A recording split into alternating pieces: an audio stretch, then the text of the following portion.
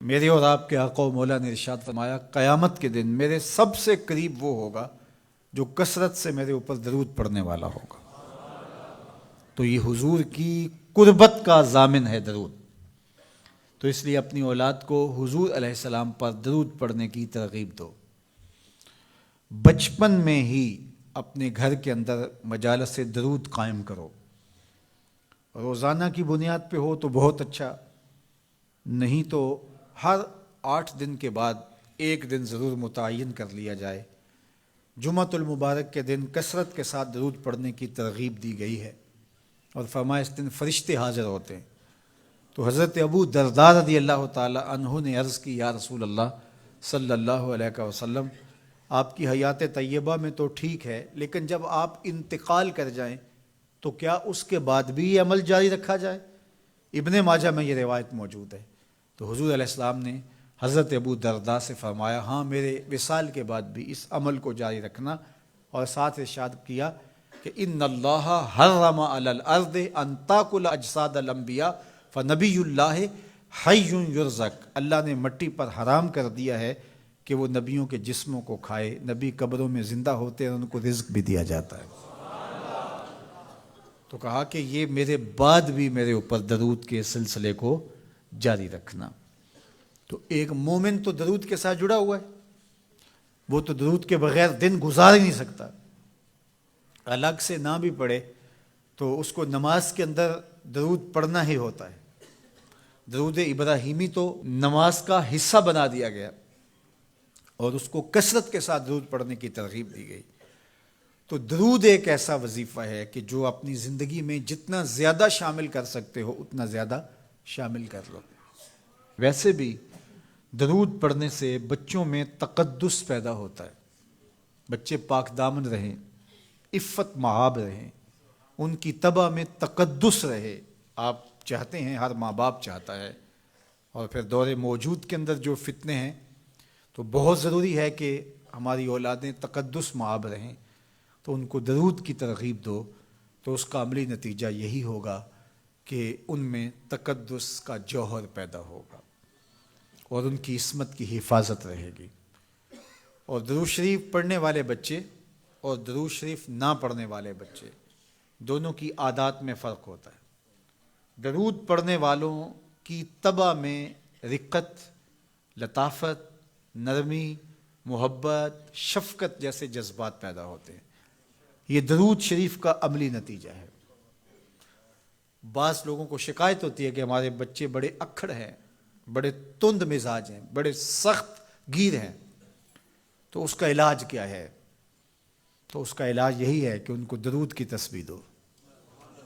درود اکڑ توڑ دیتا ہے، طبیعت کی تندی نکال دیتا ہے، طبائع کی تلخیاں ختم کر دیتا ہے، محمد عربی کے نام کی مٹھاس پیدا کر دیتا ہے۔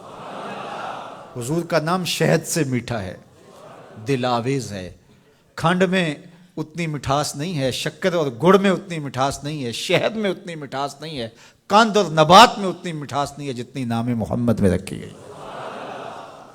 ان کا نام لبوں پر آئے، میٹھا میٹھا منہ ہو جائے، ان کے بول بہاروں جیسے اور اصحاب ستاروں جیسے، ان سا پیارا اور نہ کوئی، ان سے بچھڑ کے لکڑی روئی، جب وہ سیر کو جایا کرتے سر پہ بادل سایا کرتے۔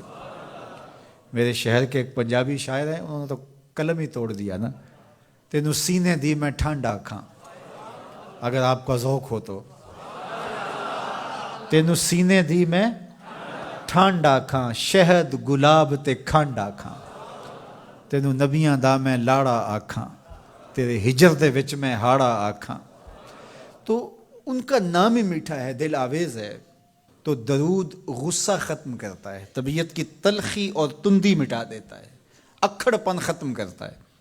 تو آپ اگر چاہیں کہ اولاد اکھڑ ہے تو ان کو کسی طرح درود پہ لے آئیں، درود کی تسبیح ان کے ہاتھ میں دے دیں، تو ان کی طبع میں نفاست بھی آئے گی، ان کی طبع میں لطافت بھی آئے گی، ان کی طبع میں رقت بھی آئے گی، ان کی طبع میں محبت بھی آئے گی، ان کی طبع کے اندر جو ہے وہ لیاقت بھی پیدا ہوگی۔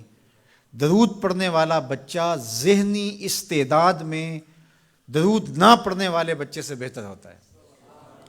یہ بھی آپ تجربہ کر کے دیکھ لیں، دو بچے برابر ذہنی استعداد رکھتے ہوں اور ان میں سے ایک بچہ درود پڑھتا ہو اور ایک درود نہ پڑھتا ہو، تو درود پڑھنے والا بچہ آگے ہوگا۔